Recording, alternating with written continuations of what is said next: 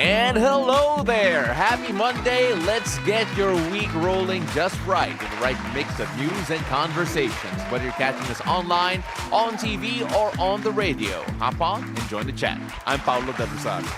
Hello there, beautiful people. I'm Asis-Carilo. We are simulcast on Mellow 94.7 BFM. Here's your daily dose of deep dives and good vibes. Welcome to Beautiful Day! What a way to start out the week. Holiday pa talaga, Yes. no? Holiday to start out, walang traffic, ang sarap mag-drive. I came all the way from the south today and it felt like I got here too early. In fact, nakatulog ako sa kotse muna kasi mihilik ako eh. I can't sleep in the dressing room or else Bakit naman hindi naman kita pagtatawanan? Hindi yan. Nahiya ako. Paano kung may maaga na guest, diba?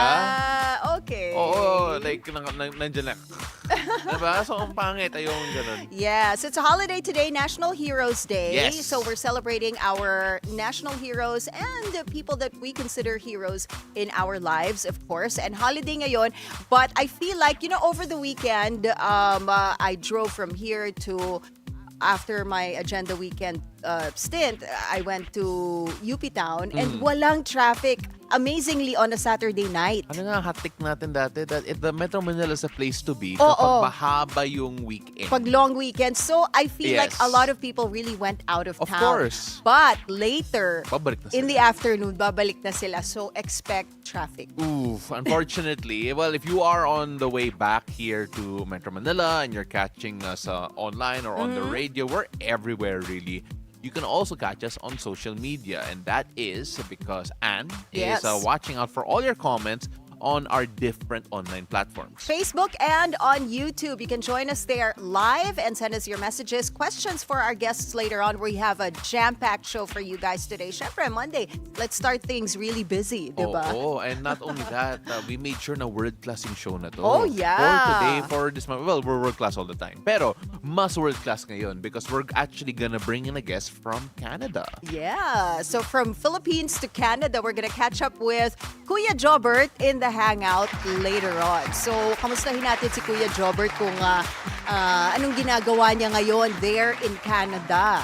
So from television here in the Philippines, nag-migrate siya sa Canada and I believe he is touring the world. Yeah, he's touring the world. Wow. Akala ko Canada lang eh. But then Oo. he has work down under as well in Australia. May Yeah. European tour din siya or European leg. So, want to catch up with him and really see what he's doing. Pero mamaya may mga serious topics din tayo. Of course. Sa Weather HQ, we're gonna be talking about a little, hindi naman health scare, but at least concern, diba? Kasi hand, foot, and mouth disease is actually on the rise dito sa Metro Manila in Yeah. particular, and of course so on, because there has been 37,000 infections reported in the first 8 months of the year. Kaya we have to watch out for that. I've read about that and I have experienced hand, foot, and mouth disease. And it's a very uncomfortable disease. Yeah, and it feels more than hand, foot, and mouth. I don't know. When you say hand, foot, and mouth disease, do you only feel it in your hand, foot, and mouth? Yes. Really, you get it on your hands, on your mouth, Yeah. and everything. Those sores. It's so talaga irritating. Well, we're going to hear more about that later on, of course, how to prevent it. And then, of course, we're going to open up a new sports segment later called Game Day, Yes. right? We're going to be doing that by talking about one of the favorite sports of Filipinos, bilyaran. All right, we're going to talk about billiards here because in general, we have a person coming in. His name is Hadley Mariano. He's helping lead the way in terms of creating more of a resurgence of Philippine billiards. So we have been doing very well international scene lately. Pero syempre, developing local talent also very important. And can't wait to talk about that later on as well. Hindi ako marunong mag-bilyar, so maybe tuturuan niya ako. There is really bad footage of me trying. Really? Oh, I had to I feature. This is not the first time for me to feature billiards. One of Okay. them had parang may demo. And I was like, no, this is not it. Oh, Like, sayang, bigay mo bigay sa prod. No, so that we can show it later. Nung may camera, biglang, yung pressure, ibang level na eh. So, not great. It wasn't great. Let's show it later and then Hadley can maybe judge your posture, your No. stance. I don't know if he's gonna bring a cue stick. So we'll see. But anyway, jam-packed show. They can catch us on the comment section. And we said a while ago they could be stuck in traffic. Let's see if Metro Manila traffic is bad this morning. Let's see. Let's check the situation in major roads at this hour. Here is a look at EDSA Orense in Makati. On the left side of your screens, you're seeing vehicles heading to Pasay City. And on the right side are vehicles heading to Shaw Boulevard. Both lanes, light traffic. Now let's take a look at EDSA White Plains. On the left side of your screens, vehicles heading to Shaw Boulevard. You're seeing light traffic there. On the opposite lane, same situation, everything green and go. You're seeing the vehicles heading to Cubao on the right side. Now, good news for motorists. The expanded vehicle number coding scheme is suspended today, August 25th, for National Heroes Day. And heads up for motorists. An increase in fuel prices can be expected this week. Industry sources estimate that the price of gasoline will increase by 50 centavos per liter, diesel by 40 centavos per liter, and kerosene by 10 centavos per liter. The Department of Energy says this is due to the market's reaction to global conflicts, such as continued tensions between Iran and Israel.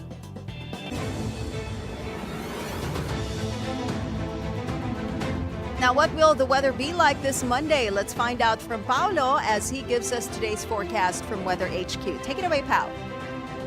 Thank you so much, Anne. Now, Typhoon Isang may have left the PAR, but another weather system is now inside the country's area of responsibility. Let's take a look at that because as of 3 a.m. today, a low-pressure area was spotted 365 kilometers east of Maasin City in southern Leyte. Now, di lang yan, because on top of that, we also have to consider the southwest monsoon that continues to affect the western section of southern Luzon. But unahin muna natin ang LPA. Now, dahil sa LPA na to, you can expect cloudy skies and scattered rains and thunderstorms all over the Bicol region, Quezon, Visayas, northern Mindanao, and the Caraga region.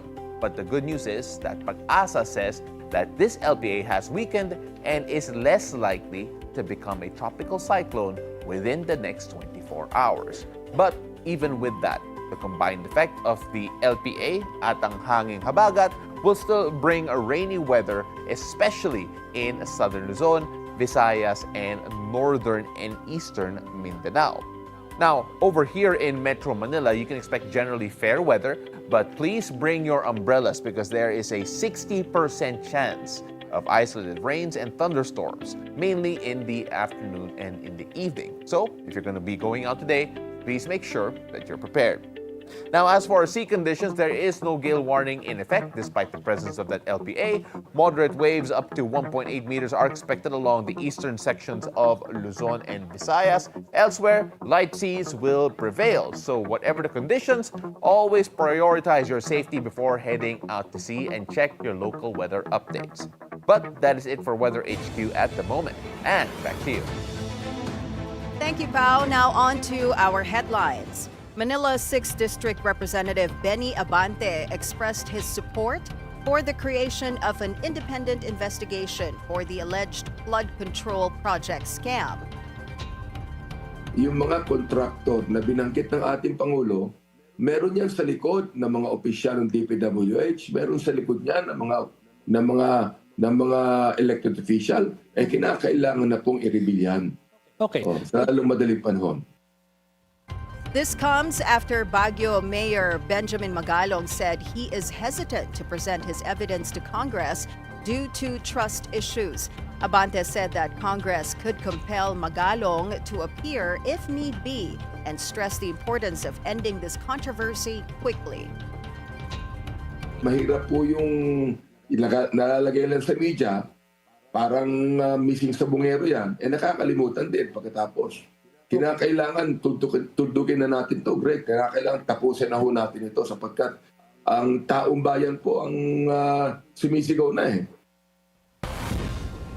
Well, trust issues. Trust issues, yes. You know, Mayor Benjamin Magalong said that pag pinatawag naman siya to a hearing, willing siyang magpunta and present himself. But he also said that yung mga ebidensya na hawak niya, ididiretso niya kay President Bongbong Marcos because ayun nga, he has trust issues, 'di ba? And some people in Congress, in the Senate, perhaps are allegedly involved in some of these anomalous flood control projects, 'di ba? So that's why meron siyang trust issues. Gusto niya yung evidence na hawak niya is ididiretso niya kay BBM. Again, not a surprise considering sa dami ng mga ghost projects na lumalabas, all the investigations, all of the allegations coming out of certain people being involved, either contractors, either members of the government or Yes. legislative body.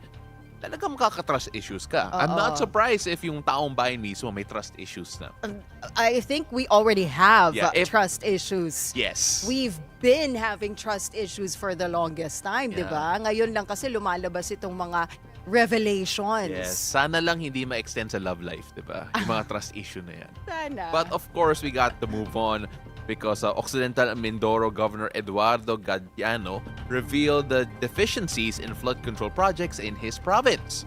Now, in an interview on BNC's Weekend Agenda, Governor Gadiano said that the approval for flood control projects bypasses his local government, preventing local oversight and leading to projects he calls unnecessary. Hindi po natin alam yung mga projects na yan at basta na lang silang namili kung saan inilalagay. Meron pang flood control na nalagay doon sa gilid ng bundok. Yan yung bundok na, flood control na yun eh. Tapos ang napoprotektahan ay isang kubo, tapos kalahating hektaryang bukid yata yun. Pero kung dumaan yan sa amin, hindi namin pa nalalagay yun doon. Mas sasabihin namin, ilagay yun doon sa papakinabangan na mapoprotektahan yung mga bahayan at saka mga kabukiran. Additionally, faulty flood control projects which end up collapsing have led to farmers losing not only their crops but their farmland as well. He appeals to the national government and DPWH to include Occidental Mindoro in their investigations and to help his LGU conduct oversight on local projects. Gumuho yung mga flood control projects, nadurog yung mga semento, tapos yung mga buhangin na nandun sa flood control na dahil malapad yon at mahaba, tumabon doon sa mga palayan. Kaya ngayon wala nang mga bukid yung ating mga kapatid na magsaka. Yung iba naman na lubog yung kanilang mga palay kaya nabulok. Kaya yun, kawawa yung ating mga kapatid na magsasaka. Panawala na yung bukid nila dahil natabunan ng graba. Ibig sabihin, bukod doon sa nasira yung kanilang palayan, ay nawala pa yung kanilang bukid na dahil hindi na pwedeng taniman dahil puro graba na at galing yun doon sa flood control. Now, in other news, the Senate Committee on Games and Amusement will summon officials from Philippine National Police and National Bureau of Investigation over allegations that some have benefited from a 2 million bribe paid by illegal online sabong operators. Senator Erwin Tulfo, committee chairman, revealed that he received information about several regional directors, provincial directors, police chiefs, and NBI officials being involved. He also added that online sabong operators earn 600 million pesos monthly, but after paying 200 million pesos in bribes to high-ranking PNP and NBI officials, their net income drops to 400 million pesos. Tulfo also mentioned rumors of NBI, CIDG, and police officials being part of the scheme. Sana all perwisyo. That's what netizens have to say about the viral couple caught on cam walking in the middle of EDSA.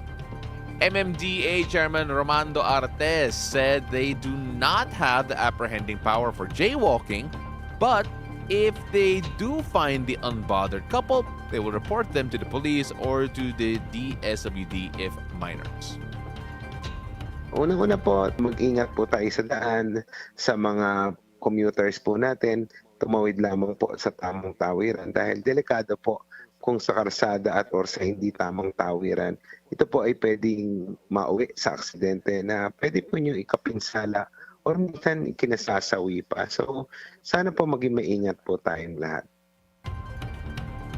The uploader of the viral video, Blue Custodio, said it was recorded from a footbridge near Buendia Wednesday last week. At first, parang akala ko tatawid lang sila or what. Kasi nakita ko nagtatalo na sila. Then, nung habang tumatagal, parang nag-aawat. Tsaka yung gesture ng dalawa is parang hindi normal. So nung nasa nasa may overpass na ako, nakita ko sila na dire-diretso lang sila mismo sa gitna ng EDSA.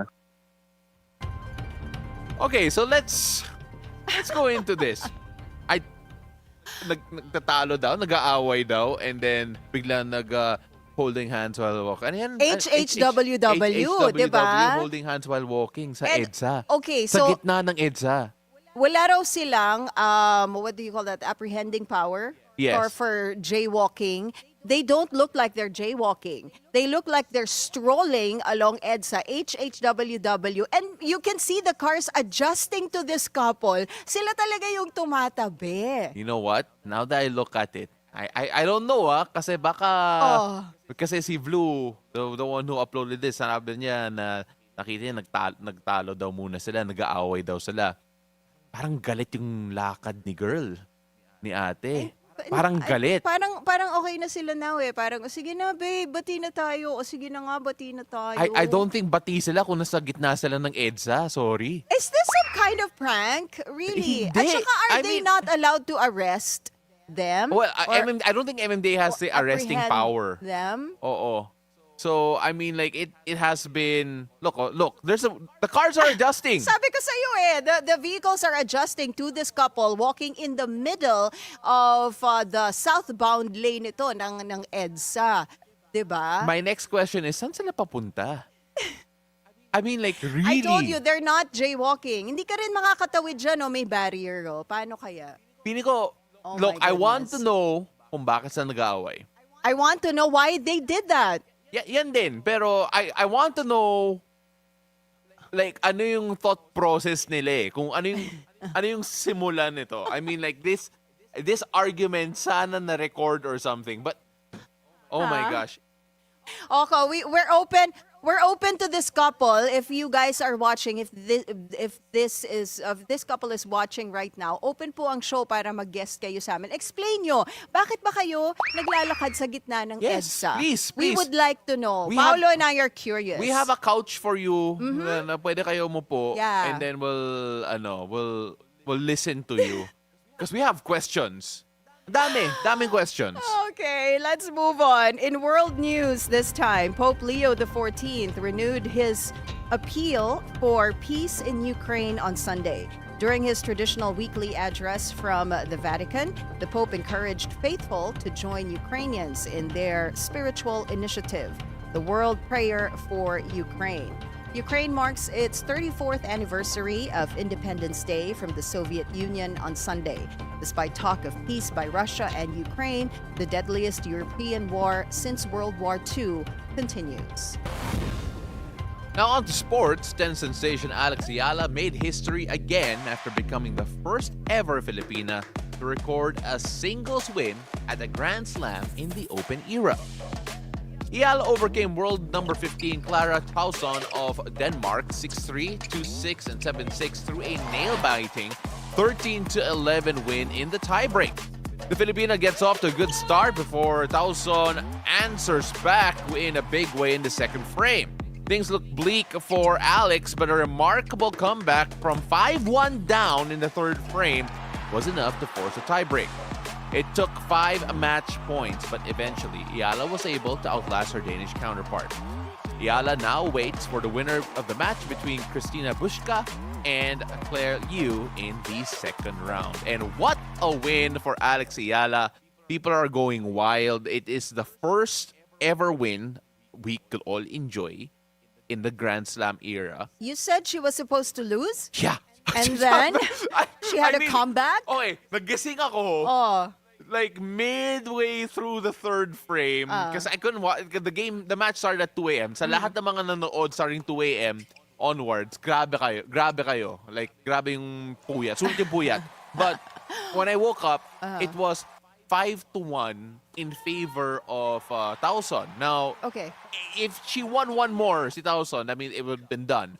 And the way si Alex fought, si Alex kasi used the crowd. She knew she was a crowd favorite. Okay. So after when it was 5-1, and I think she won. I think she won the frame to make it 5-2. The game to make it 5-2.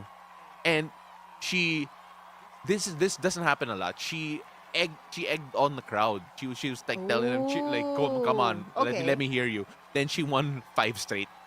5 straight games, and it was insane. She used the crowd's She used the energy. crowd. She used the crowd's energy Yeah. talaga. Like I like you could feel it, you could see it. Her opponent was bothered by Yeah, it. yeah. Was bothered by the fact that I think the capacity of the grandstand was 8,000 people, and majority were for Alex. So Okay. every time she made a mistake, people were cheering. Okay. Yung Oo, yung kalaban. niya. Yeah, So yeah. parang nabother siya eh. Like nakakita mo talaga sa galaw niya, sa mukha niya. She was bothered, and she even fought with the umpire at one point. Okay. So wala, towards the end, it's a mental game. And buto na lang nakabawi si Alex kasi Go, grabe, Alex! sulit yung puyat ng mga kababayan natin all over the world, by the way. Grabe, insane. The power of the crowd. Yes, no? yes. Audience impact. Yeah. Audience impact naman. Diba? That's right. All right. Now it's time for our tea this morning.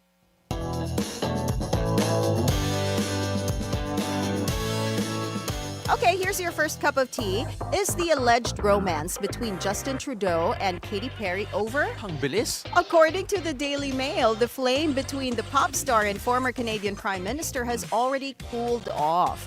A source told the media that after relentless texting throughout July, their communication had gradually run out of steam. Neither of the party confirmed the rumored situationship, so it's unclear among fans whether to call it a faded romance or a story that never began. Di ba may kanta si Katy Perry, the one that got away? Is he the one that got So, away for her? is he the one that Kasi- got away? Siya ba o si Orlando Bloom? Kasi feeling ko talaga, if it was just texting, right? Like mentioned in the report, baka textual chemistry lang. Textual chemistry. Oo. So, ang daming terms situationship, textual chemistry. Yeah. Yung mga tipong hindi lumalabas sa phone. So, it was like just a flirtation, kumbaga. Yeah. Like ang sarap i-text, but then when you meet them in person, biglang tahimik kayo. Pwedeng ganun, di ba? So, I don't know. Maybe, perhaps. But then, hey, look, that means Trudeau is still on the market. That means Katy Perry is still on the market. Yes, they're both single. yeah. So, If it's true. Yep. Yeah, let's see what happens to both of them and their love lives. Now, for our second cup of tea, a new queen was crowned last night. Emma Tiglao of Pampanga was crowned Miss Grand International Philippines 2025. Besting 28 other contestants, Tiglao was given her crown in the Mall of Asia Arena. She is now set to try and inherit the golden crown from CJ Opiaza at the global competition in Bangkok, Thailand this October. So congratulations to Miss Pampanga Emma Tiglao for winning Miss Grand International Philippines 2025. Yeah. Oh, wow, she looks so beautiful. Fantastic. And you know what? It just feels like Filipinas in general, whether it be pageantry, whether it be sports, whether it feels like they are on the up and up and they're competing all the time. I know, yay, go talagang Filipinas! May laban talaga eh. Diba? Oo. Alex Ayala, tapos itong Yeah. mga pageant contestants. Mga pageant So, queens woo! natin. Yeah, and congratulations, Emma Tiglao from Pampanga, and good luck in your next competition. But of course, feel free to guest here kasi normally nanalo yung mga pumupunta dito. So, let's see. Emma, maka first name basis. Yes. Emma, you're always welcome to guest on the show. Before we move on, let's just say hello to our besties on Mellow 94.7 BFM. They are tuned in. They said, good morning, our besties, Paolo and Ann on Facebook. Good morning. Good Always great morning. having you here. Also to Jenny Kerubin, says she is listening and watching Facebook and YouTube. Please do join us. There's a comment section there where you can throw us your messages, your questions for our guests later on. Speaking of guests, we will be joined by Kuya Jobert. Catch up sa buhay-buhay and more with iconic comedian Jobert Austria. So don't miss our conversation. Beautiful day. We'll be right back.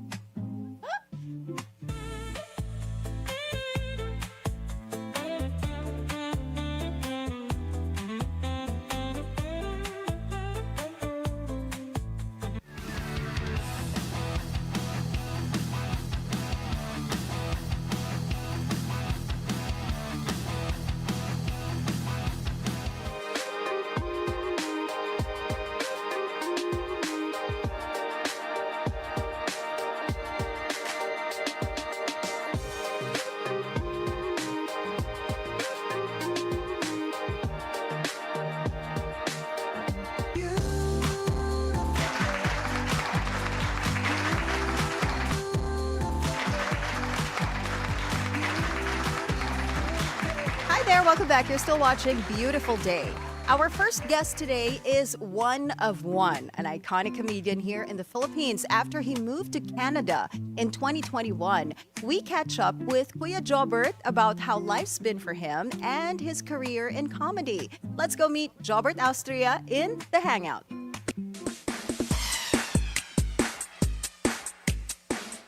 Beautiful day, Kuya Jobert! Welcome to the show! Hi, kamusta kayo? How are you doing? Wow! Wow! Very good, Oh, Kuya yeah. Jobert! Nagising ako dun, ah. Oo nga! How are you, How you ha? doing? How are you doing, eh? So, good afternoon dyan sa Canada. Afternoon dyan, right? Oo, afternoon. 5:30 ng hapon. 5:30 ng hapon. So, dyan ka na talaga sa Canada. Nag-migrate ka na since 2021. Kamusta naman ang buhay dyan sa Oo. Canada? Okay naman. Blessed tayo dahil kaka-turn ko lang. Nag-Canadian na ako itong year na to. Oy, wow! Congratulations. Congratulations!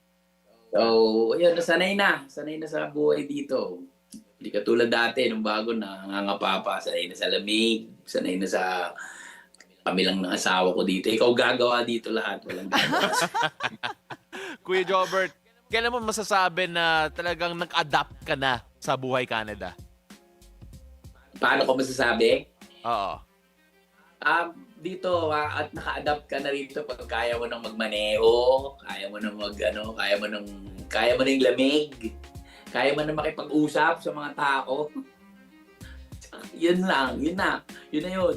Pinakamahirap dito yung masanay ka sa sa weather dito. Oo. Iba talaga.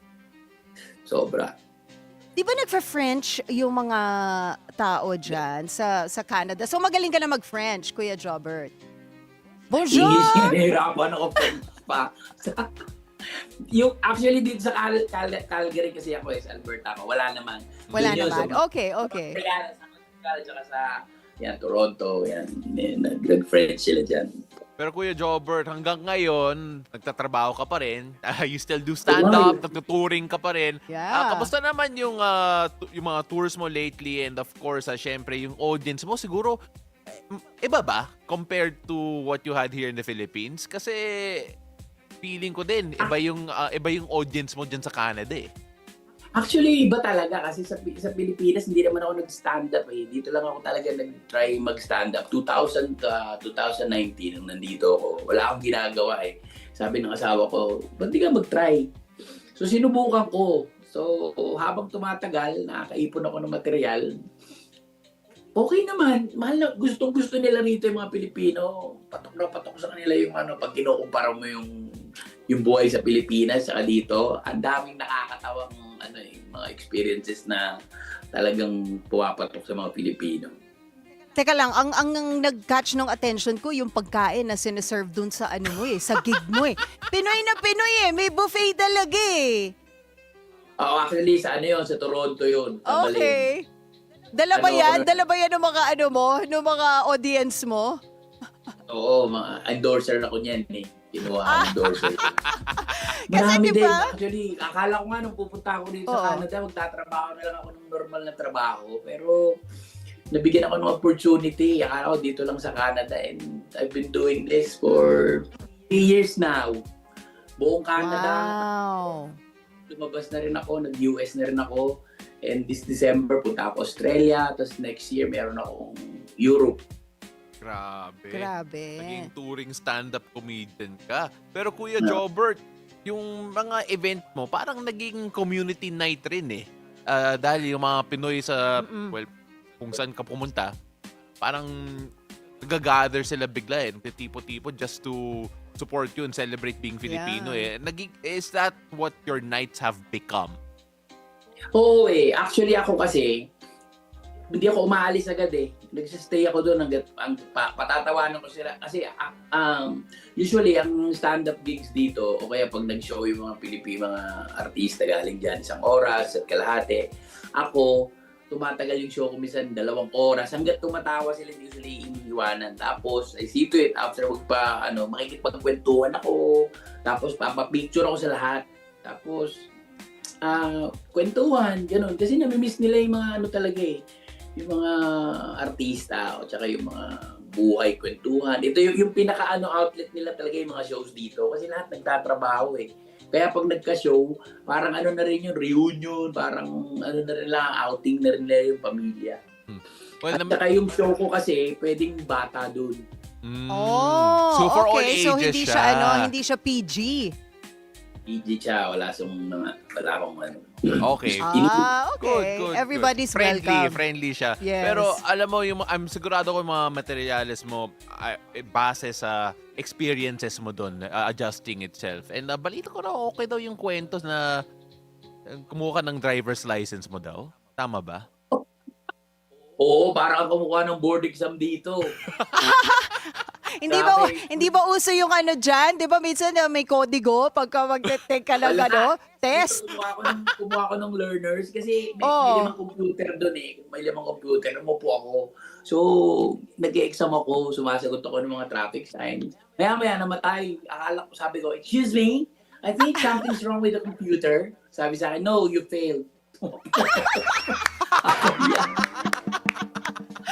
So, pag hindi mo napasa yung exam, magsasara yung computer?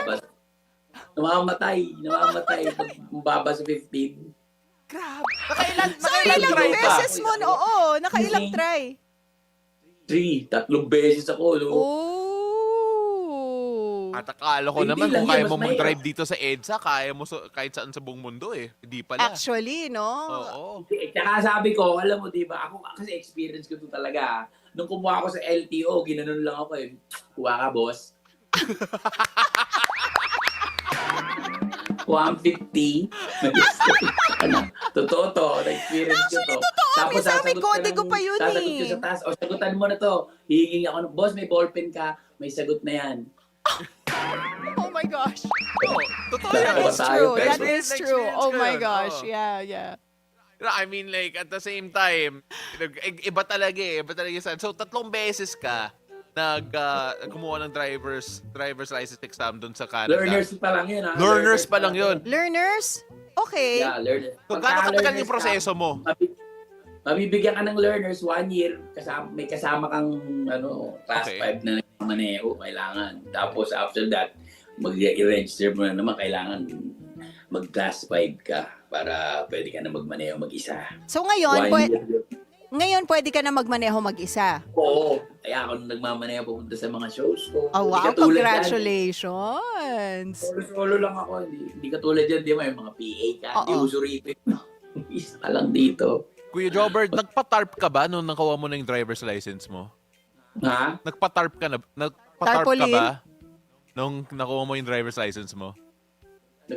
Sorry, di ko may narinig. Nagpa-tarpaulin ka ba? 'Di ba usong-uso sa Pilipino pagka merong celebration o di ba? Nagpapa-tarpaulin tapos may picture, Yabang. tapos may mga ulap-ulap sa background. Oo, ang yabang ko. Lalo na naging citizen ako, ang yabang ko. Ang saya! And hindi lang yan yung mga milestone mo dyan, Kuya Jobert. I believe may bagong apo ka? Oo, Lolo ka na! Lola Congratulations. Jobert! Congratulations! Thank you. Alam, may apo ko dyan sa Pilipinas. Isa sa anak ko, andyan dito rin. Meron ako babae. Yun din yung nagpapaano dito. Siyempre, kasi puro trabaho ka, di ba? Pag nagkaroon ka ng apo, yun yung namin, libangan namin ng asawa ko pagka wala akong pasok o wala akong trabaho.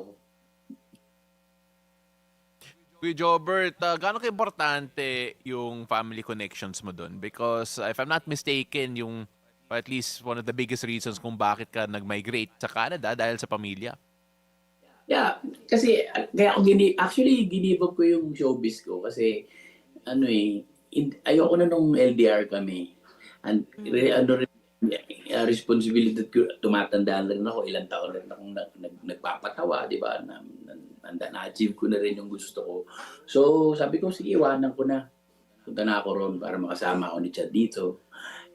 Nabigyan naman ako ng opportunity na, di ba, iniwan ko yung showbiz, pero dito, ganun pa rin, nagtatrabaho ako. So, natuwa ako kasi, di ba, nabigyan ako ng panahon para mas makasama ko yung asawa ko. At the same time, mapagpatuloy ko yung career ko rito.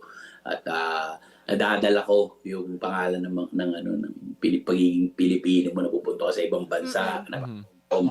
Tuwan-tuwa yung mga Pilipino, sobrang pasalamat nila. Kuya Jobert, dito ka na lang, buti na lang, nandito ka. Ganun. Pero Kuya Jobert, nag-movie ka pa rin kasi kasama ka doon sa Hello Love Again. Oo. 'Di ba?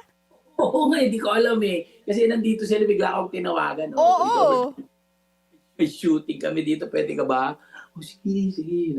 First time kong makasama sa movie nito, yung nag-click ko, 1 billion nga, di ba? Oo, no? Talagang ang daming nanood noon, blockbuster. Pati sa ngayon nasa Netflix siya, talagang one of the most watched Pinoy movies on Netflix. Kamusta yung experience mo doing Hello Love Again? Ayun, si Direk Cathy, yung first scene ko, take 20 plus. Inilabutan ako, gusto ko na umuwi eh. Takot pala si Direk Cathy. Una, gumagano muna eh. Sige, cut. Mamaya, nung mga nakaka-take 10 na ako, kala ko madali lang tong eksenang to, pero tumatagal. Gusto ko nang umalis. Gusto ko maging abo. Gusto ko maging usok. Grabe, first scene pa lang yun eh. Hanggang doon sa dulo ng pelikula, nandun ka. Kasi tito ka ni Joros. Oo. Kulang nga actually, dapat mas marami exposure ko doon. Kaso nga may mga shows ako. So, gumagano lang ako. Okay. Siyempre. At hindi lang yan, apart from, still doing movies sa Canada, OG ka talaga sa YouTube content creation eh. And feeling ko nag-evolve ka na kahit papano. Naging travel vlogger ka na eh. Kamusta naman yung atake mo ngayon, pero considering? Actually, ako nag-umpisa ng vlogging sa Pilipinas eh. Pagkatapos nila, ako talaga eh. Kaso, di ba, alam niyo naman yung mga material ko dati. Ngayon, dahil Kristiyano na ako, binabago ko yung binabago ko yung genre, yung hindi na ako nagmumura. Ginagawa kong clean yung comedy ko para lang may iba, di ba? Kasi di ba, yung iba, minsan natatakot ng manood ng kasi, bawal dalhin yung mga bata dyan, bawal Actually. Tama. Kailangan talaga, gusto ko lang, sa akin lang kasi di ba, bilang isang komedyante, pakiramdam ko, mayroon din akong responsibilidad, hindi lang para kumita ka, di ba? Kasi hindi lang naman mga matatanda ang nanonood sa'yo. Merong online. Kaya kung sabi ko, kung mag-YouTube ako, gagawin ko mahilis yung YouTube ko. Okay lang kung hindi ka kumita. At least, meron kang sinisimula na isang bagay na may mabuting bagay na natututunan. So, Christian ka na ngayon, Kuya Jobert. A big part of your journey lately nga, yung pagbalik loob mo sa Diyos. Can you tell us more about this, Kuya Jobert? Actually, yun yung turning point na yung nag-COVID eh. Yung nagsara ng ABS-CBN, wala na. Ang mga shows. So, sabi ko, Lord, bahala ka na. Ayoko na mag-artista, magtatrabaho na lang ako dito. Sunod na ako sa'yo dito. O kung ano man yung will mo. Pero, alam mo, yung nagbalik ako kay Lord, lahat ng yung mga bagay na sabi ko, i-give up ko na, binigay niya ulit sa akin, di ba? Gusto mo magpatawa ka dyan. Basta tuloy-tuloy ka lang sa akin. Yun lang naman yun eh, di ba? Ngayon, medyo naging responsable na ako. Bilang seryoso na ako sa pagiging Kristiyano ko. Dumahirap, pero makikita mo naman yung blessing ng Lord pagka sumusunod ka sa Kanya. At grabe rin yung shift mo eh, considering na kailangan mong, gawing G-rated yung comedy mo. Gaano kahirap yung proseso na yun? Kasi syempre, yung pagpapatawa, may sarili kang style dati pa, yan talaga yung mga go-to mo, and then all of a sudden, mag-change ka bigla. Alam mo, doon naman nakikita yung para sa akin, kung komedyante ka, kailangan magaling ka, di ba? Kung nakakatawa ka, kahit anong gawin mo, nakakatawa ka naman eh, di ba? Ngayon, kung komedyante ka, kasi trabaho mo yan. Kailangan gamitan mo ng isip, di ba? Kailangan mo ng, paano ko kailangan gustuhin mong mangyari. Gusto kong maging malinis yung comedy ko. Kaya naman eh, di ba? Kaya yun pagka pinag-aralan mo. And syempre, experience din. Kung talagang meron kang, kasi ewan ko, minsan nga hindi ko alam paano ko nagagawa, pero pag sanay ka nang gawin yun, makakasanayan mo na talagang gawin yung comedy na gano'n. Na-nervyos ka ba nung first time mo naging gawin G-rated yung comedy mo? Especially sa stand-up? Oh, actually, oo. Kasi syempre, kilala ka na, di ba? Kilala ka, ang dami kong fan na nung una nga. Ang daming nawala ng mga fan ko. Baduy mo na. Baduy mo. Nung nag-mainstream ka, baduy mo na. Yan na. Pero hindi. Gusto nila yung kulit ko eh. Gusto nila yung kulit ko. Kung paano ko binibitawan, yung mga punchline ko. Katulad nung, di ba, yung kay John Lloyd, yung napanaginipan kita kagabi. Kasi mahilig ako sa ganun, yung mga impromptu. Oo. Actually, yung mga stand-up, mga gig ko, hindi ko sinusulat yun. Puro crowd Talaga? work. Puro crowd work lang ako. Meron ako isang mga maaalala, tapos, siyempre, hindi naman yun doon ka bababad sa material mo, depende sa crowd. Di ba? Paano kung hindi sila natatawa doon? Babagsak, magka-crowd work ka talaga. Pero, pinaka-efficient na style dito yung crowd work. Gusto ng mga Pilipino involved sila sa material.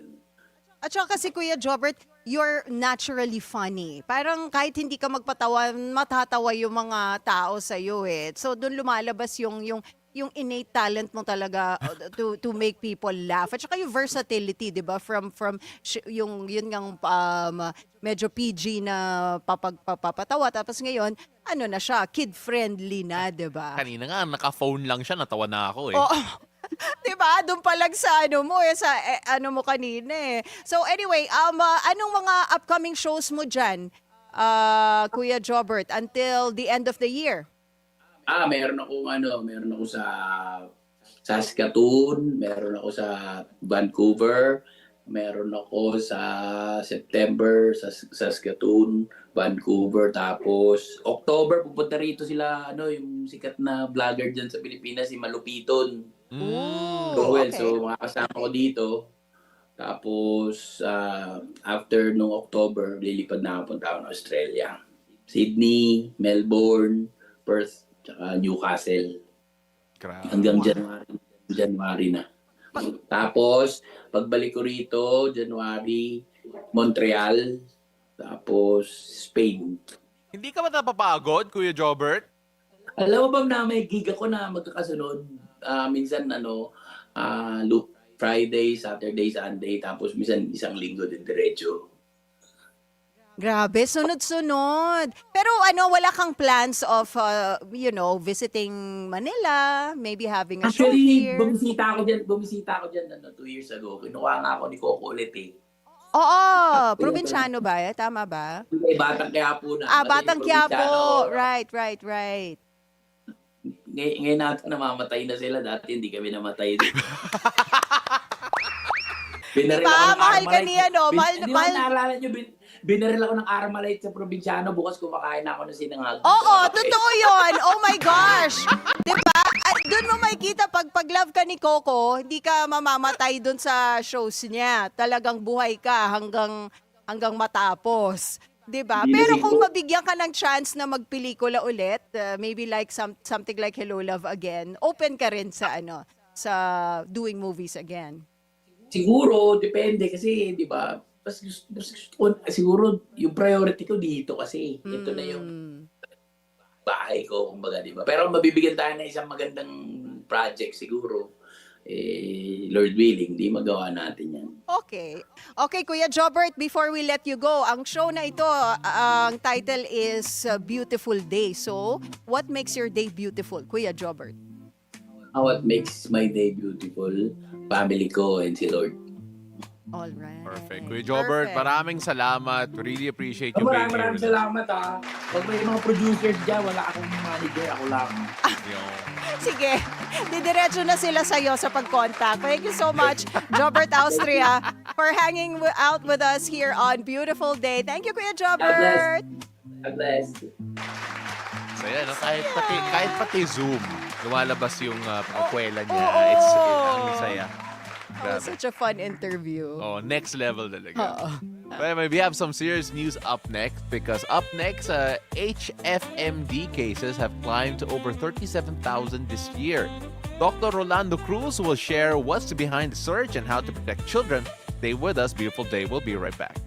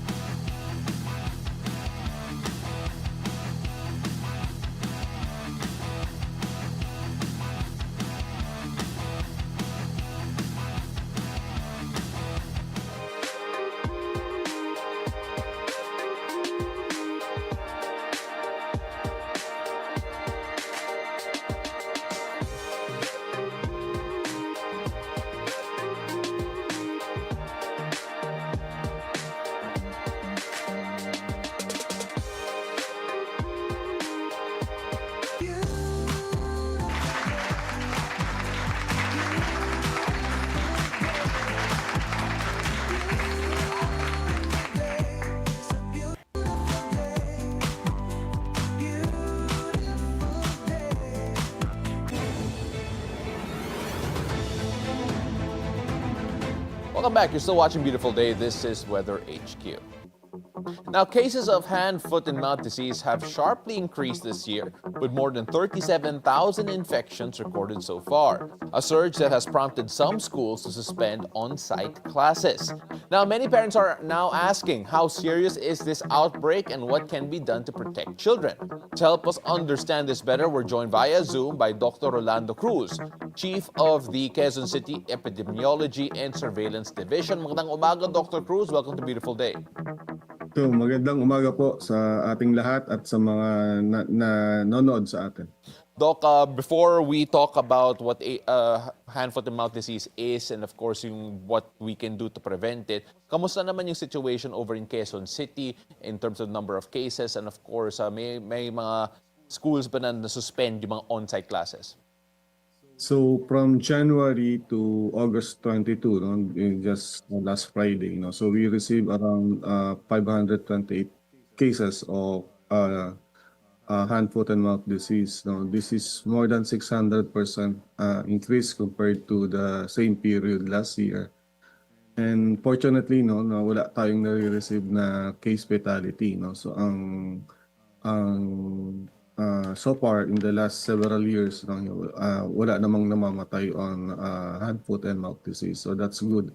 So unfortunately, it spreads sa what you have mentioned earlier. It spreads sa schools, sa community, because ang hand, foot, and mouth disease is a very infectious disease. Doc, paano nagsimula yung surge na to? At ano mga factors driving yung rapid increase niya? Na-mention niyo po, more 600% compared to this time last year.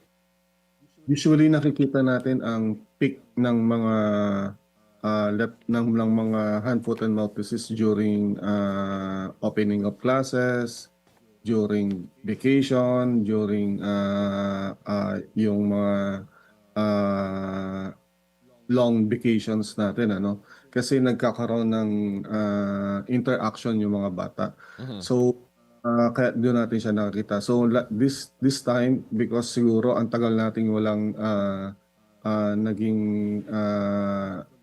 biglang bumalik sa school yung mga bata after a long suspension ng classes. And then they're now interacting again. Unfortunately, may mga pumapasok na may mga symptoms ng hand, foot, and mouth disease, so nagkakaroon ng transmission within the classroom. Hindi naman overburden po yung public health system ng Quezon City po, considering that hindi lang hand, foot, and mouth disease is the only disease you're dealing with. You're also dealing with dengue and of course leptospirosis. So, of course, this is not a unique experience during this time, nakikita na natin yan historically. So ang ginagawa natin dyan, we are preparing for that.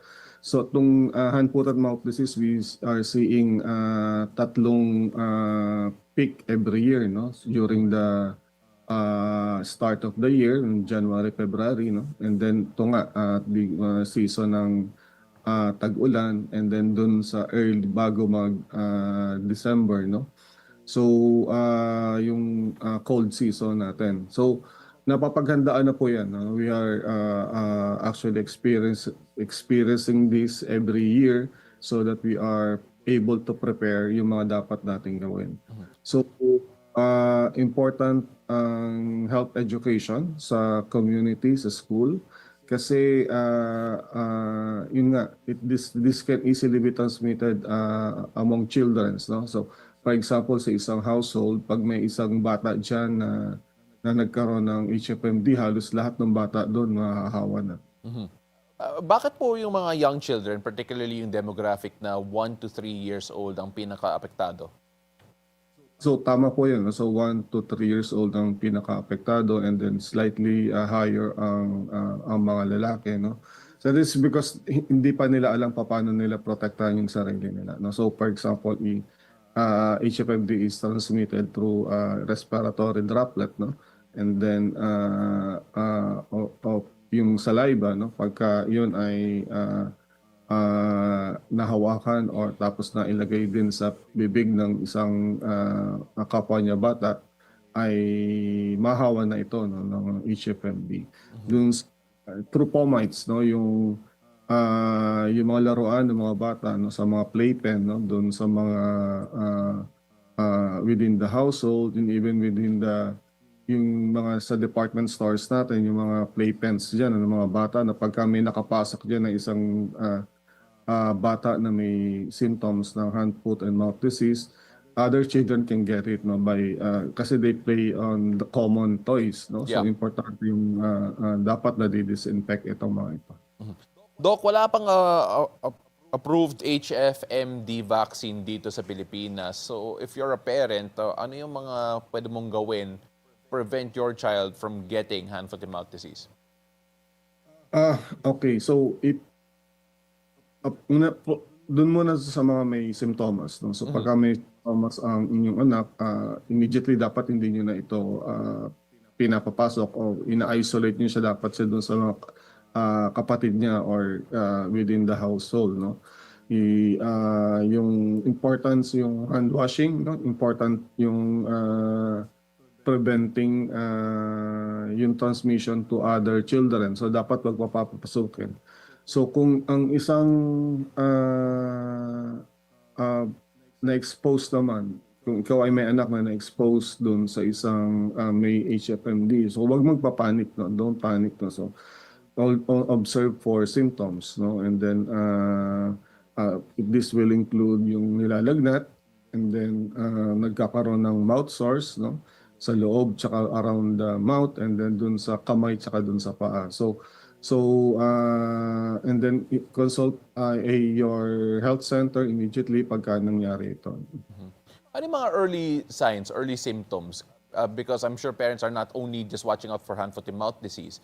They're also looking out for other illnesses like chickenpox, measles. How do you differentiate?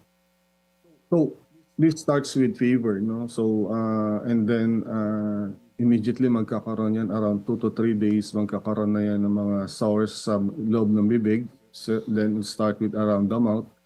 And then we will include dun sa hands and foot, no? Kaya nga tinawag natin hand, foot, and mouth. This is yung kaibahan, no?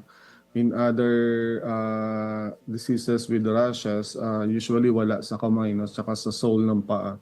So, it is almost pathognomonic if merong sores or rashes sa kamay, and then sa paa, it's almost saying it's already HFMD. So, important yun to make sure that the child is isolated immediately so that children within the household are also will be protected. Doc, when of course you mentioned that kapag may signs of hand, foot, and mouth disease na you go to a health center, are hospitals in Quezon City in particular, or health centers in Quezon City at strain to HFMD admissions considering na medyo tumataas na yung mga cases, or can these cases actually be managed at home kapag na-identify na po? So once identified, this can be managed at home, no? Na binibigyan lang sila ng mga instructions on how to manage yung pain, kasi this is usually painful sa children, no? So it's difficult. They're going to be a difficult in eating kasi because of the sores around the mouth or inside the mouth, no? So that's kind of painful. So yun lang yung binibigay. So usually it does not require hospitalization, no? Yeah. So it's just that it is quite a long time to recover, no? So that's around 2 to 3 weeks or sometimes more than a month bago mawala yung mga symptoms ng bata. Nasabi niyo po kanina that we expect around 3 peaks for HFMD in a year. Sa cycle na to, do we expect the peak to happen soon, or are we still far from yung height of this particular outbreak? For this year, we are on the second peak, no? So we are on the peak, the downward trend of the peak, no? So and then we're going to experience this early November to see seeing increase already of cases, and then until December, end of December, it start to go down already. And of course, syempre, if we're saying that by November we're expecting another peak, what can we say to the parents, to teachers, and communities trying to prevent this from climbing again, or at least to this particular heights when it comes to HFMD?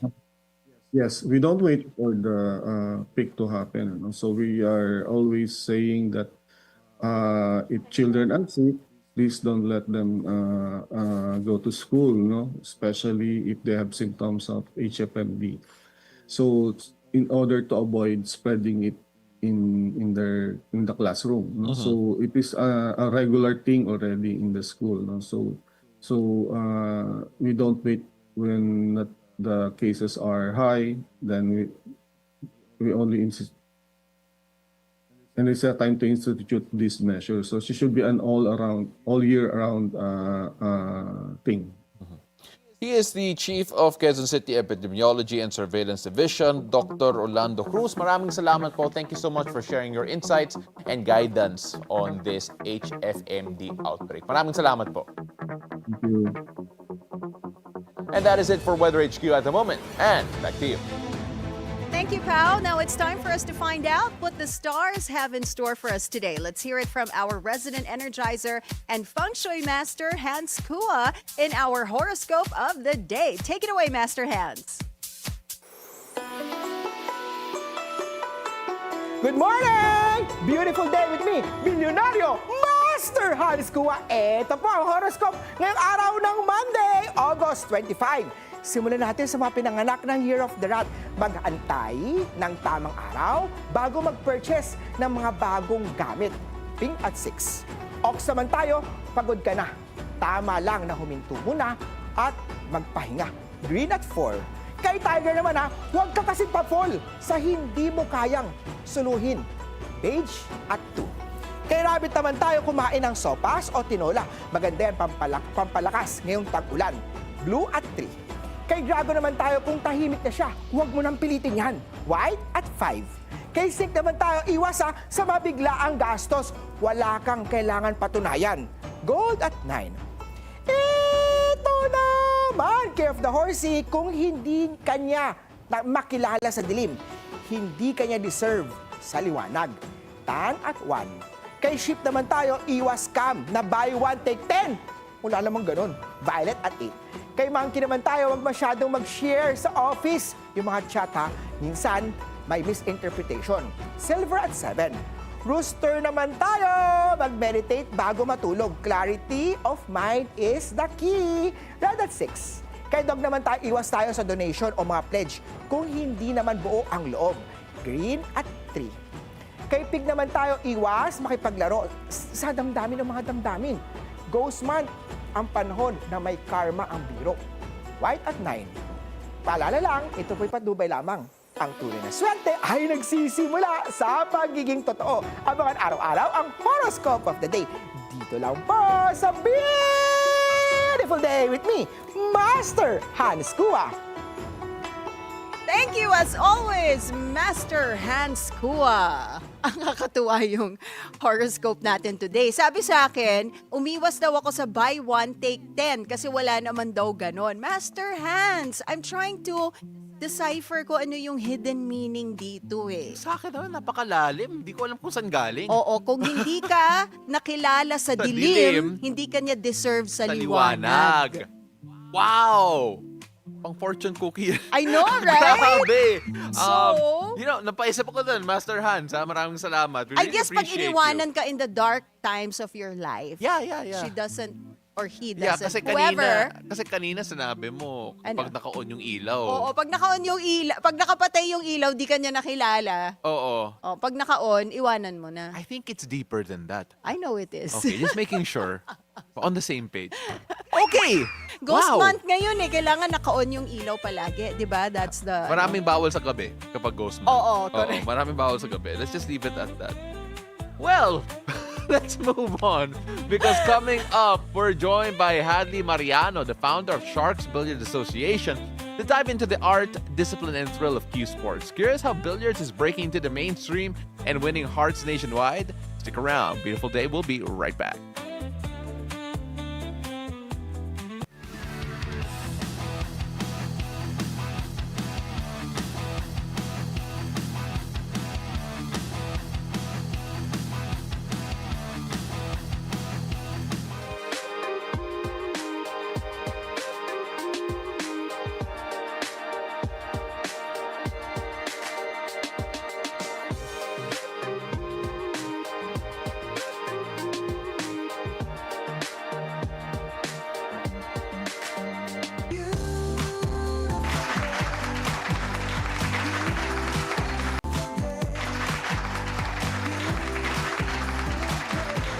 And welcome back. You're still watching Beautiful Day. Now, while sports is often celebrated for its exciting physical and exciting activities, this morning we will be joined by our remarkable guest to get a deeper dive into the importance of patience and precision in the world of billiards. Now, he is the founder and CEO of Sharks Billiards Association, recognized as the first professional billiards league in the world. To fuel the growth of billiards among the youth, he spearheads the Philippine Q Sports Association, scouting and training budding athletes nationwide. He is also the son of Perry Mariano, one of the most respected role models in Philippine Q Sports, who managed billiards icons like Ronnie Alcano, Dennis Orcullo, and Carlo Biado. Let's get the ball rolling here in Game Day with Hadley Mariano.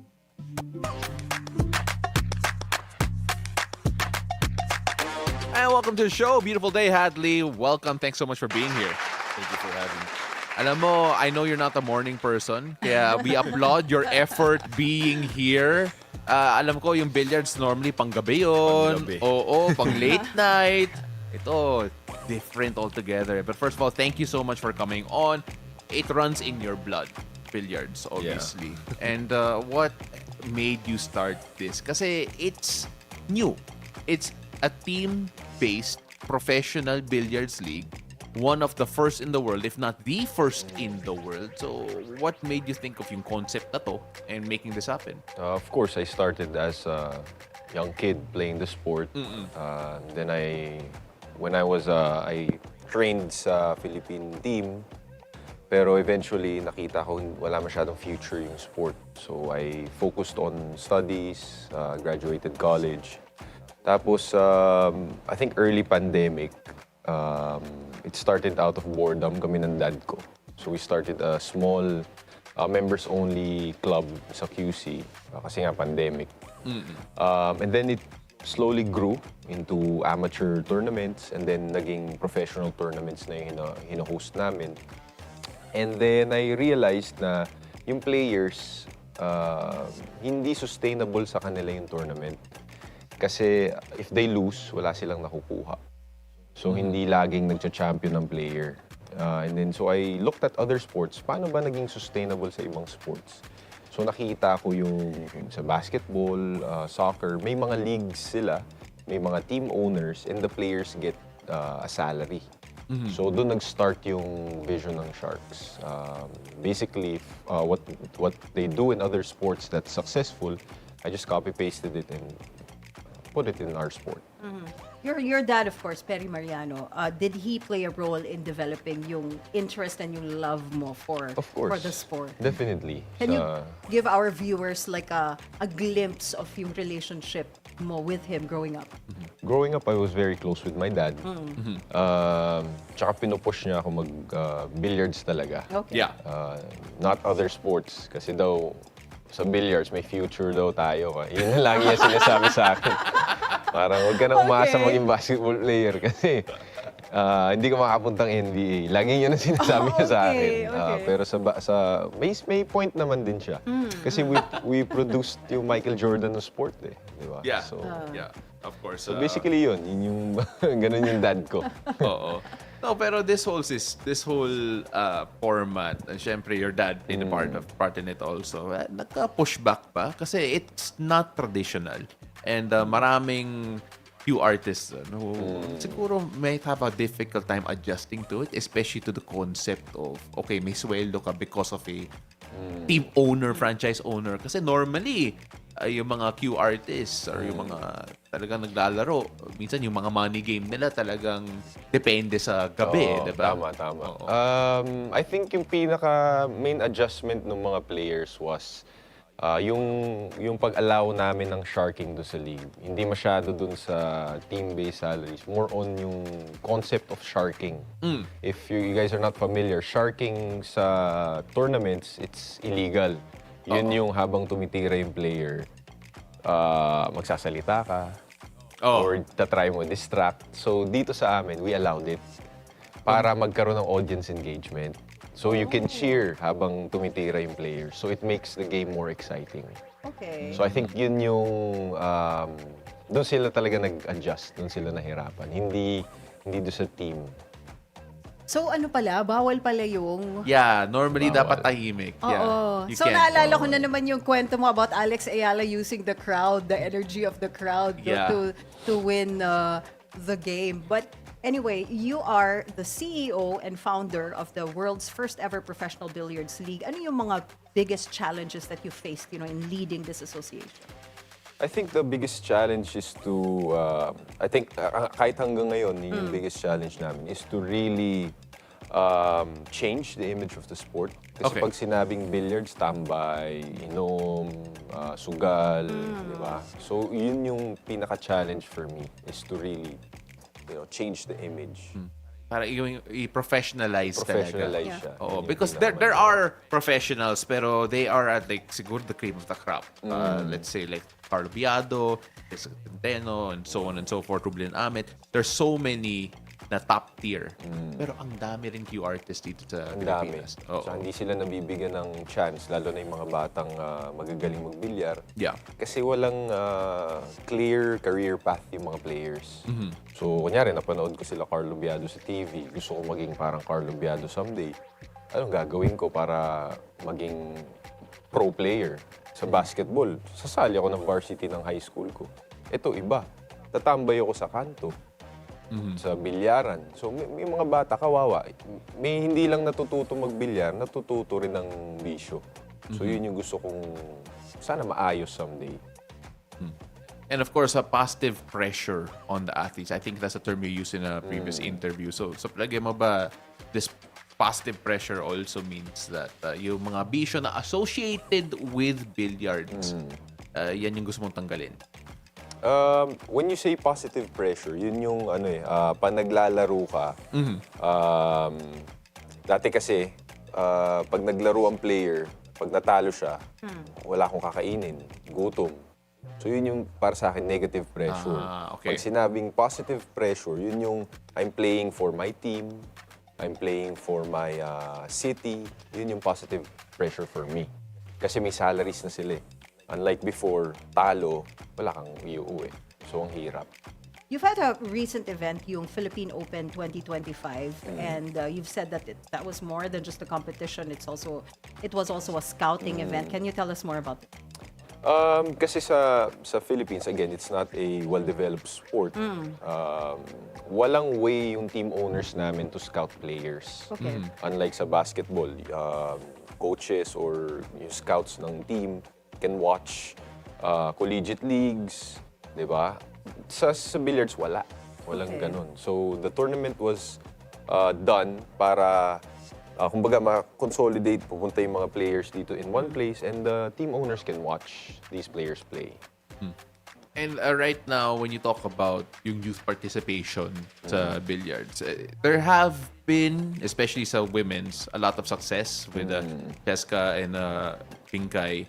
And then, of course, Carlo Biado recently has also been winning a lot. Do you feel that there have been more of the youth who siguro just looking for venues to play, looking for a way to get to that level? Kasi syempre, na-mention mo, naging scouting event nga yung last event nyo. And I'm sure you know of more and more kids who want to siguro test themselves or see kung may potential nga sila.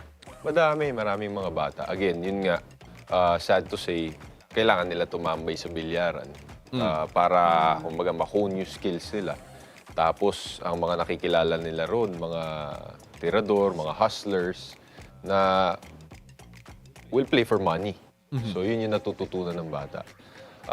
Kailangan natin ng, I think the main goal dapat is to make billiards a varsity sport. I think that's the best that we can do. Best case scenario. Yeah, yun yung imagine mo, balang araw yung players natin, graduate ng Ateneo, graduate ng Lasal. So it brings credibility dun sa sport. Di ba? So Pero yun. yung mga, many young Filipinos kasi they've enjoyed playing billiards. Sabi mo nga, as a pastime lang, di ba? Pagtatambay sila with their friends, mag-iinuman. But it's not commonly pursued compared to other sports like basketball and volleyball. Why do you think yung mga kabataan, they're not as inclined to explore this profession? Actually, ang kabataan, inclined sa billiards. Baliktad. Very inclined sila sa billiards. Ang problema, again, walang platform. Yeah, walang pathway. Walang pathway. Yeah. So they can only climb up to a certain point, tapos dead end na. So, konti lang yung talaga nagper-pursue nung sport, di ba? Mga hindi nakapag-aral, tinutuloy nila yung sport. They skip school para lang mag-practice ng billiards. So, yun, kailangan mabago yung ganun. Kailangan, pag nalaman na school, magaling tong player na to, they give him special attention. Parang basketball players. Right. How do you... Siyempre, you're trying to change the culture. You're trying to change the culture here, trying to provide more avenues. Pero how do you plan to grow this? If I'm not mistaken, 5 teams at the moment. 5 teams. Yung Sharks Billiards Association. And I'm sure may mga movements kayo to encourage grassroots billiards. Pero how do you expand that para mas magiging cultural yung shift niya? Siguro yun yung role nung Philippine Q Sports Association is to really create a stepping stone for players, yung bata pa lang. To really change yung culture, I think matagal pa siya. Kasi yun nga, kailangan nasa school siya. Kailangan yung bata, hindi maganda yung environment niya. Para pag lumaki siya, maging professional player siya, dala niya yung culture ng school, yung magandang aral ng school, hindi yung natututo siya ng kultura ng bilyaran, kultura ng bar, kultura ng tambay. So, kailangan talagang mapasok siya sa school for the culture to be there.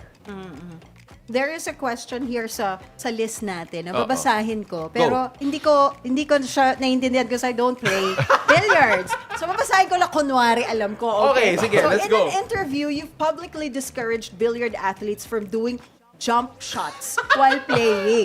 So, hindi ko alam yon. Kunwari, alam ko. Hindi na For those who aren't familiar, can you first explain what is a jump shot? So, kasama ako dun sa hindi familiar. Okay, go. Okay. Yung jump shot, ito yung... parang hirap. Ang hirap i-explain Sige. I'll try my best. Yung jump shot, yun yung when you do a safety shot, ito yung defensive shot. You can go offensive kasi sa table. When you go offensive, you try to pocket the ball. Pag na-shoot mo, you move on to the next ball. Kaya mo yan. Kaya mo yan. Okay. Go, tapos. Ang jump shot, it happens when you do a defensive shot. Yung itatago mo yung cue ball from the object ball. So, hindi kita. You have to jump over another ball to hit yung kailangan mong tamaan na ball. Yeah. So, tumatalon siya. Yeah, parang nag-shortcut ka. Okay, Yes. okay. Nung time ni Efren and Django, what made Efren really great is yung tinatawag na kick shots. Yung how he would go around the table, tapos tatamaan niya yung ball. Kasi bawal yung jump shot before. Nilabas nila yung jump shot kasi yung Filipinos magaling mag-safety shot, mag-defensive shot, tapos magaling silang magbanda, tamaan yung bola. Nilagyan nila ng jump shot para maalis yung advantage ng Filipino. So with our league, tinanggal ko yung jump shot para bumalik yung galing ng Filipino na kick shot, rail shot. So sana na-explain ko na maayos sa'yo. Parang hindi so. Oo. Basta... Parang kailangan maglaro tayo tapos i-demo. Too long didn't read explanation would be they're taking out a shot na ginagamit na bilang shortcut to reach. They're making the game a bit more difficult. In other words, it harder. Trying to force them to emulate yung mga Efren Bata, dati Django Bustamante. Mga magic shots. Mga magic shots. Wala na, hindi ka na makakita ng ganun. Yeah, bihira na lang. Puro tumatalon ng ganun. So that's why you're trying to yung avoid this jump shot. Yes. To get more skills Yes. out, diba? Or creative shots. Creative shots. Wow. I mean, like, to be fair, Learning. To be fair, like it reminds me of there's a league I think in Cebu na pang basketball na pinababawalan nila yung zone defense because they want everyone to learn how to play man-to-man defense in the youth level. Kaya pinagbawalan na lang. So in other words, something like that. Something similar. Oh, Yeah. something similar. Pero may style ba yung Philippine billiards? Kasi dati parang meron eh. May style tayo. Yeah. Hanggang ngayon meron. Hanggang ngayon tayong meron pa style. rin. Oh, so what is that? How could you explain that? Ang style ng Filipinos, magaling tayo sa two-way shots kung tawagin. Ito yung I'll go offensive, pero pag sumablay, may defense siya. Natatago ko yung cue ball. Magaling tayo doon kasi yung mga billiard tables dito sa atin, hindi ganun kaganda. Yeah. Tapos yung mga players, kunyari, dumadayo or pupunta ibang bilyaran to play money games. Since hindi niya kabisado yung table, hindi maganda yung quality ng table, nasanay ang players natin na may defensive shots. Laging may iniisip na two-way shot. So yun ang style ng Filipino. Magaling tayo sa ganun. Magaling dumiskarte. Dumiskarte. Kasi hindi sila sigurado kung okay yung, yung table o hindi. Pero naging strength natin siya. Oo, naging strength. Okay. Oo. Kaya nga naglagay sila ng jump shots eh. Kasi nga ang galing natin mag-defensive shots. Oo. Grabe. Ang dami palang ang daming Marami. nangyayari on the Very table. technical. Marami. Yeah, Very it is very technical. technical. So in PCSA, you are training youth athletes to thrive. PCSA is hindi pa siya nala-launch. Oh, yeah. It's still in Okay. its planning stage. Alright. And PCSA is there to supplement yung government natin, yung GAB and yung BSCP to look for players. No? So once it's launched, sana maging maayos siya. Okay. But when you talk about, syempre, yung potential grassroots development, we talk about pathways a lot. At yung pathways na yun, normally, in any other sport, grassroots, when you lay down the grassroots, it would normally take maybe 5-10 years Matagal. for it to bear fruit. Oh, it requires a lot of patience. What are you doing to try and make sure na yung pathway na yun is siguro well-planned? Because it, again, very forward-looking siya. Yeah. Right now, siguro alone I can't do it. Kailangan may mga kasama. So a couple of friends already called me.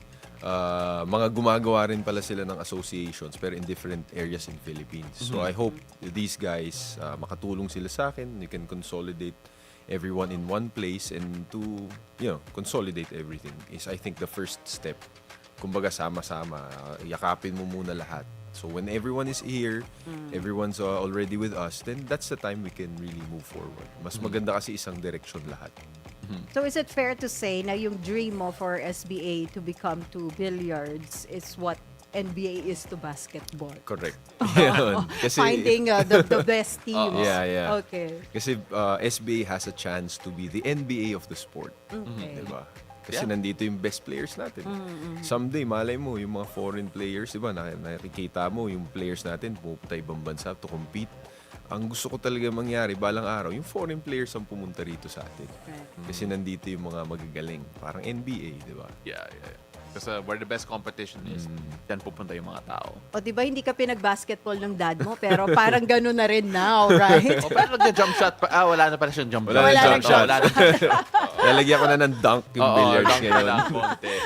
Okay, before we let you go, this show is called Beautiful Day. What makes your day beautiful? Today, this interview. Pero in general, what makes your day beautiful? Bilyar.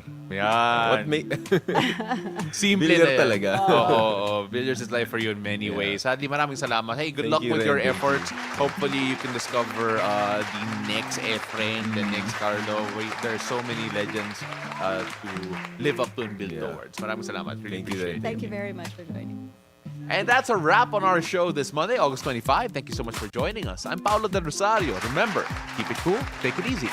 And I'm Ann Asis-Carilo. Have a great day ahead and always remember to choose joy, spread kindness, and pack your own sunshine wherever you go. See you again tomorrow, 7 a.m. to 8:30 a.m. only here on Beautiful Day!